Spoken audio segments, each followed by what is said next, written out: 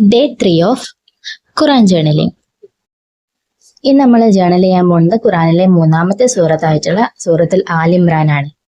ഖുറാനിൽ തന്നെ ഏറ്റവും പവർഫുൾ ആയിട്ടുള്ള ഒരു ദ്വാകളിലൊന്ന് ഈ സൂറത്തിലാണെന്നുള്ളത് നിങ്ങൾക്കറിയോ? ഞാൻ വഴിയെ പറഞ്ഞുതരാം കേട്ടോ.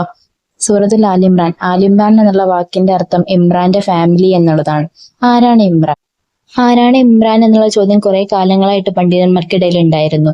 അങ്ങനെ ഒരു കൺക്ലൂഷനിലേക്ക് വന്നത് മറിയം ബീവിയുടെ, ഈസാ നബിയുടെ മാതാവായിരുന്ന മറിയം ബീവിയുടെ കുടുംബമാണ് ഈ ഇമ്രാൻ എന്നുള്ളതാണ്. മറിയം ബീവി ലോക മുസ്ലിങ്ങൾക്ക് ആകെ മാതൃകയാണ്.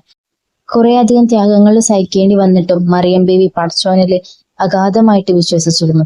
ഞാൻ ആദ്യം പറഞ്ഞ ആ ദുആ ഉണ്ടല്ലോ, അതാണിത്. ഹസ്ബുനല്ലാഹു വ നിഅമൽ വക്കീൽ.